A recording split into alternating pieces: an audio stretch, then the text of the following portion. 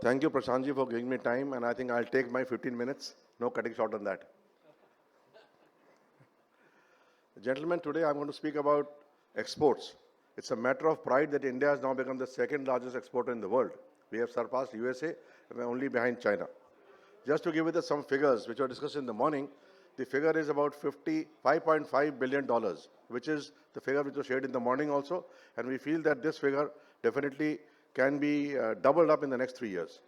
So if you see from this slide, China is number one, India and USA very, very close. We have just overtaken USA. France is number 4, and Germany is the last one out here. Agrochemicals have really grown in the sense that in India itself in the last 5 years, gentlemen, if you can kindly be seated, it'll continue with the same moderation. Please sit down, please. The figures for the growth has been seen for the last 5 years. We have almost doubled from $2.6 billion to about $5.5 billion, which is a huge growth. And this figure, we feel that can be taken to at least double the figure in the next 10 years. Brazil and Japan are the two other countries which are following in terms of buying from India. India has made over 150 countries as their customers, and these customers are all across the globe, which would be shown later which are the countries which are buying from us. And globally, one thing needs to be corrected, that globally, the major market is for generics. The impression that they're all selling new chemicals or new chemistry or green chemistry may not be very true. Largely, about 75% of the total market is governed by post-patent products. When you are talking about exports, the other point of concern would be the imports. What has been bothering us is the reduction in our gross trade surplus. Why? Because the imports have been on the increase. In rupee terms, the imports are close to about 14,000 crores, as against imports in rupee terms would be about 44,000 crores. The trade surplus, as you would see here, is almost close to 30,000 crores, which is a matter of pride. And I think India would continue with this stride going up. And the reasons are plenty. The first reason I can think of is that we are using the chemicals judiciously. Judiciously means as per the recommendation of the government or the state government or the package of practices, we have been propagating this. All the companies, including Indian companies and multinationals, have been talking about use of these chemicals as per the recommendation by Government of India on specific crops and the pest complex. Now, we have new products coming in also, and we find that the domestic market is totally met by this demand, and so also the global markets can be fed by the same particular molecules. Backward integration, capacity expansion, and new registrations would foster the growth of Indian agrochemical industry. So as you would see from this slide, the only cause of concern for us is in terms of surging imports, which are coming in from several countries, both in terms of technical as well as ready-made formulation, which is not really the right thing to happen. India has become a manufacturing hub. We have been seeing a growth coming in, and we find that almost 45% of the growth is witnessed by these industries in India, which is driven by exports. And the usage part, which was again a point discussed in the morning, if you compare in grams, it's only 380 grams per hectare that India is using as compared to the global average of 2.6, China touching almost over 10 kgs per hectare, which is a huge, huge quantity. In terms of technical also, the Indian consumption is pegged at about 61,000 tons of technical, which has been slightly on the increase, but you find lately in the latest figures which have come in last month are talking about a technical of 51,000 tons of technical. Now, Indian industry on process innovation makes superior quality pesticide at affordable price. Now, this point has to be highlighted. I will also show in my video later part that the cost of production, cost of manufacturing in India for several molecules that are generics, which are also being imported, made by different companies, Indian companies and Indian manufacturers are scoring in terms of cost efficiency and in terms of production capabilities. Example, Indian companies introduced organophosphorus pesticides to fight the European manufacturers. With the result, several plants in Europe had to close down.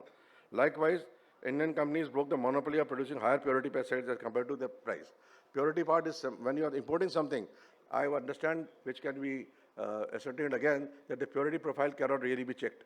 If you're using something which is substandard, something different, people have been talking of in the morning, Mr. R.J. Arora talked about spurious pesticides, a perception which has been wrongly created, and I think standing on this forum, I would like to clarify this in my next slide also. India has a big advantage. Right from COVID time, when things were very difficult in China and the shipping was very, very difficult, we find that India has all the major states which are on the seashores, with Gujarat, Maharashtra, South out here, they have the advantage of logistics in the sense that transportation, etc., becomes much easier. And we find that even after Chinese have reactivated the whole thing, the demand for goods from India and the Indian ports has been very high.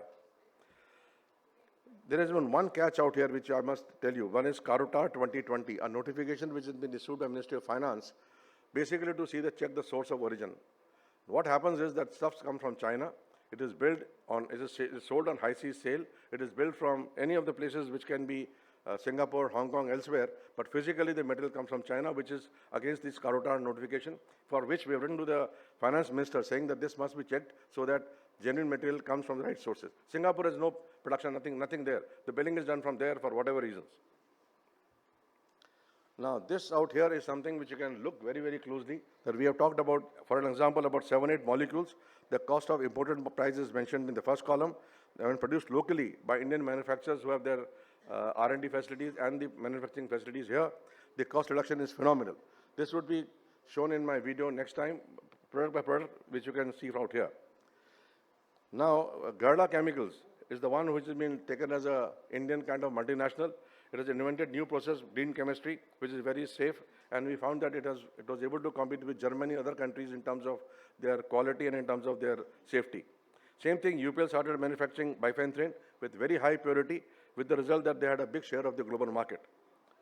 Now, lastly, which has been talked about, we talk only about the farmers. The farmers are educated, they are qualified, they work very hard, that's fine.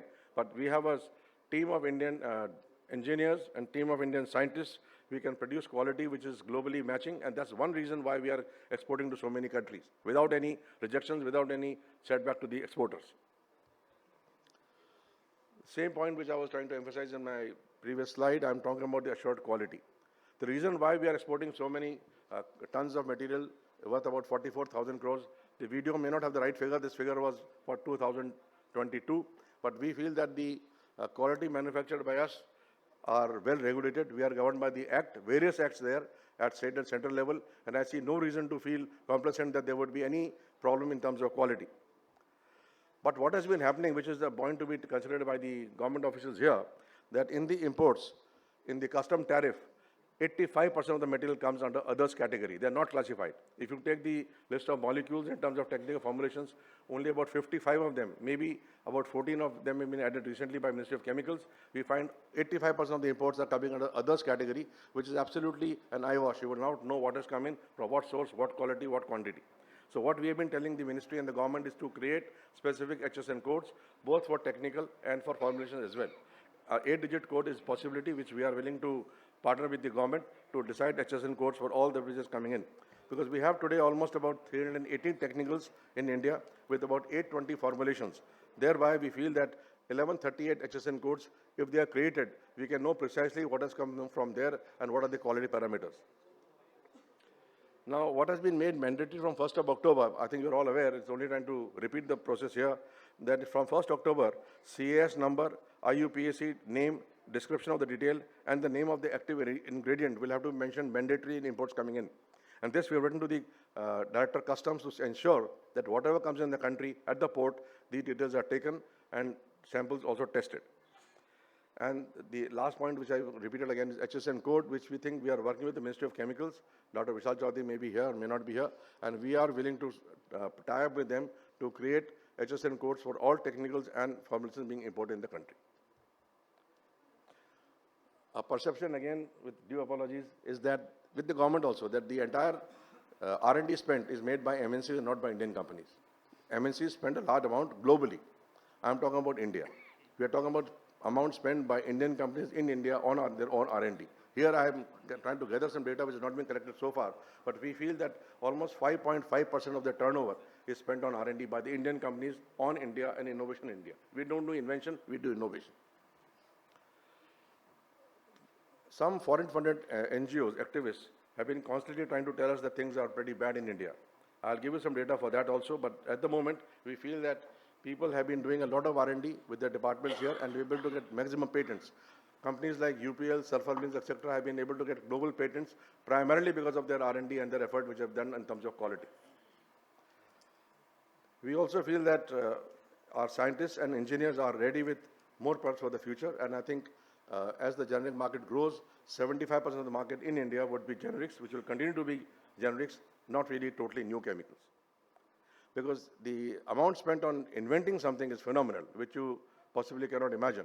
That kind of spent by Indian companies may not be difficult, may be very difficult. So we are saying that we can definitely bring in a lot of innovation out here and make something which is in different formulations, which can be used by the farmers very, very conveniently.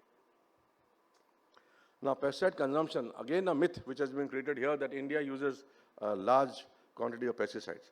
Now, this here, I have taken these actual consumption figures from Government of India, which is the Indian figure of 61702 tons of technical being used in one financial year, one fiscal.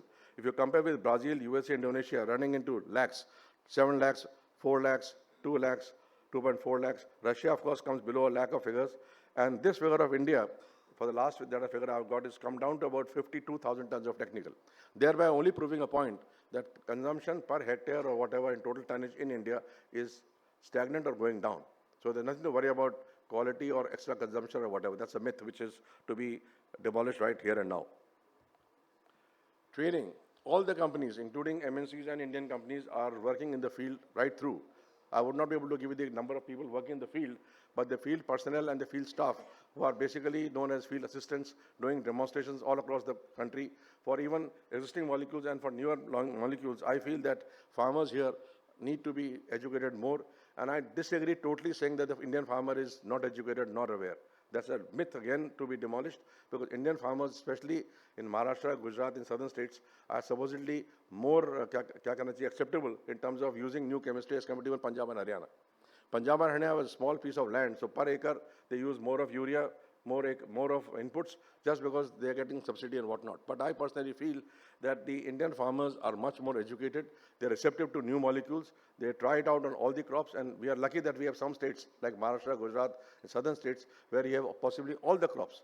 And there is no reason why we cannot launch from that country, that state and then move backwards and forwards all across the country. So here we find that in terms of CCFI, which is an organization of Indian companies, almost 50 Indian companies, we have been doing these training programs sponsored by our member companies by giving these safety kits. Now, as you would see from the photograph, that's me out here trying to tell them what exactly is being given in the safety kit. We are the only ones giving a complete safety kit, right from the cap, mask, gloves, glasses, apron, and even gumboots, which has been a new addition. Why? Because we feel a lot of snakes are there and people working in paddy and elsewhere. The gumboots have been a new addition, and these are being given totally free of cost in all our exhibitions, all our seminars. We also party with the universities, all the agri universities, in terms of spending a day-long program in terms of getting their subject matter specialist to talk about the crop pest complex, and then these kits are given free, which are sponsored and paid for by our member companies. We are only doing distribution, and we maintain total details about his Aadhaar card, mobile number, and everything is recorded in our registers, which is then put on the laptop. We are also trying to devise a system by which we can possibly take directly from their Aadhaar cards their address and names, and which can be a profile for us. We have a list of almost about 1,50,000 farmers in the last 5 years that we've been working on, and this pertains to all pan-India presence, and we feel that this data can be very useful for sending any messages, sending any inquiries, and getting any feedback from both the sides. We also feel that by this training and awareness, the crops which are grown and which are being exported, there have been hardly any rejections right through. There have been some controversy about basmati rice, which I'll not talk here, reasons are different, but I can tell you that none of the consignments in terms of food have been rejected on account of pesticide residues. Another thing which has been a playtime for the NGOs out here, and which we are countering it and countering it very successfully, is to say that every time something is being sent out, there's a propaganda by the NGOs that we are not making quality or giving more residues, or there are something which is inferior or something. The word spurious, let me tell you, is a coined word by some people. It is not word in the act. There's no such word as fake, duplicate, counterfeit. The only word in the act which is by which we are governed is misbranded. So that part is okay, but other things are all English words, English jargons, which we can also play around. But I think that's to be understood by you, that there are no words as such in the act which can govern us. And we are governed by the central rules and the state rules, but then central government is the nodal ministry for us: agriculture, chemicals, commerce, and finance. Plus now you would have health also when the drones come in, aviation also. Now, Indian demonstrations are being also done by us. I mean, all companies do demonstrations in the field, right from the inception part till the end. We don't talk only about agrochemicals. We talk about his usage of fertilizers, the water requirement, the plant and machine to be used, and we find that this is a full cycle that we are training, which I think is very beneficial to the Indian farmers. There's another narrative which I cannot contain myself not speaking as a narrative about the importing lobby. Those are importing. A lot of them would not have a plant here at all. They are only importing as traders or importing here, not for their own use, but for trading elsewhere also. About residues, the data which I have collected, which is authentic data from all the states for the last 4 years, the residues are found to be in about 2.3% of the food samples which are above the prescribed level. To say that almost remaining material, almost 88%, is something which is fit for human consumption and which can be eaten raw or otherwise, which is going to do no harm to the human beings, animals, or the environment. We are the ones working with the government policy for Atmanirbhar Bharat and Make in India. All the people out here have their own plants here, captive plants here. They have plans to expand their capacities, which they've done in the last few years. There's been some pause by because we've been waiting for the government approval for PLI scheme, which is the production linked incentive scheme, which will come in. We'll expand thereafter again. But we feel that out here, there's been another justification of giving data protection even after expiry of the patent, and Indian industry have to face a lot of hardships. So I'm talking primarily from the Indian factories, Indian manufacturers' point of view. I personally feel that these are few things which we have to counter. This chart which you see here talks about the imports made in the last few years. Almost 55% of the imports coming to this country are ready-made formulations. Now, what is ready-made formulation? It doesn't need any value addition. It comes ready-made in drums. You pack them in small bottles, put your brand name, your brand equity, and you sell. Otherwise, you must get technical here. You add solvents, emulsifiers, whatever, and then you make into a formulation which can be then marketed by anybody else. And it can be shared by a lot of people, which has been done by a lot of companies. You have one brand, you have one technical, and marketing done by several companies as co-marketeers, which helps you in distributing and having a deep reach in the deep pockets of the country. Thank you very much. CCFI has just completed 60 years of their existence. We are one of the oldest and the largest groups in terms of field coverage. And now I'd like to show you a 7-minute film, The Unsung Champion. We are a champion industry, but somehow we feel that we have been not overshadowed, but we feel we need to project ourselves. And this is the one film which will clarify a lot of things which I have talked about and something more. Please switch on the video, please. Thank you very much. March 2020. The COVID-19 pandemic. Fear of the unknown grips the world. Nations locked down. Supply chains disrupted. The world brought to a standstill. The Indian health workers and the pharmaceutical sector rose up to this unprecedented challenge. With its radical innovation and ability to mass produce effective vaccine and medicines at a fraction of the price of its foreign counterparts, India has been dubbed as the pharmacy of the world. A similar but often overlooked success story is that of the Indian agrochemical sector.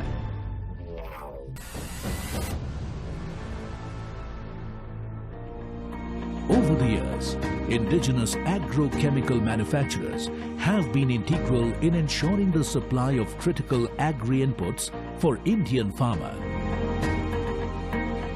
An aspect that enabled India not only to prevent food shortages during the pandemic, but in fact provide free rations to over 800 million Indians.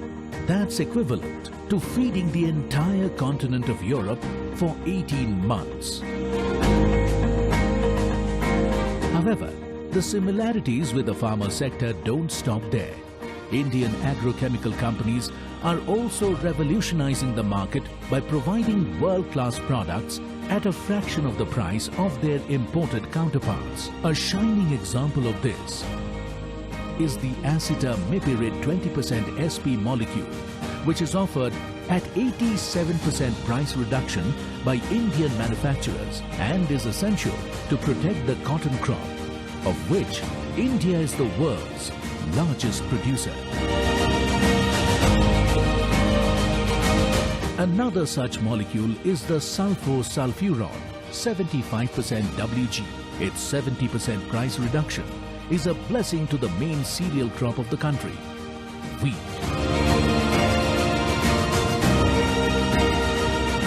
We decide Bispiribac 10% SC is exactly half the price when made locally using ingenious production methods and innovative supply models. Questions have been raised by some NGOs with vested interests regarding the quality of Indian agrochemicals. Disproving such propaganda, sample studies by the Government of India over a period of 5 years found as much as 98.8% of the pesticide samples to be meeting stringent government specifications. The Indian agrochemical sector is therefore leading by example to further the Prime Minister's vision of Atmanirbhar Bharat and make in India to produce high quality, cost efficient products. Bharat जब आत्मनिर्भरता की बात करता है तो आत्म केंद्रित व्यवस्था की वकालत नहीं करता है। भारत की आत्मनिर्भरता में संसार के सुख, सहयोग और शांति की चिंता होती है। The world-class made-in-India agrochemicals are now being exported to over 130 countries across the globe. These exports have touched 30,000 crore rupees, with local Indian manufacturers accounting for almost 90% of the exports. A remarkable feat, lending to the outward-looking vision of Atmanirbhar Bharat. One such export is Cypermethrin 25% EC, whose 73% price reduction gives it a major advantage in international markets. In the case of molecule thiamethosam 25% Wg, the price reduction is an astonishing 72%. Identical chemical formulation, but under different names and vastly different prices. Similarly, imidacloprid 17.8% SL, a popular insect and termite repellent, is 76% cheaper when made in India. The herbicide clodinafop 15% WP provides great flexibility in its application on wheat and is less than half the price of its imported alternatives. These cost-effective products make a world of difference to millions of farmers in India and across the world, delivering products that result in a healthier and more profitable crop each season. At the Crop Care Federation of India, or CCFI, an apex association of 50 leading Indian agrochemical corporates, we celebrate such instances as a milestone for Indian agrochemical industry. However, this success is not without continuing challenges. In spite of Indian companies having a 35% idle capacity in liquids, granules and wettable powders, imports from countries like China are growing at a rapid rate. The Indian agrochemical industry remains outside the ambit of the recently announced Production-Linked Incentives or PLI scheme. If included under the initiative, an investment of 10,000 crore rupees in the sector is expected over the next 5 years.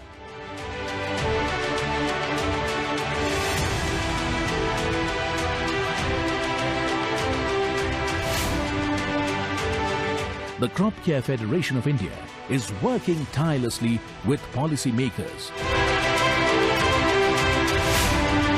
to overcome the imminent challenges and open doors to new opportunities for the Indian agrochemical industry, proudly making in India, for India, and for the world.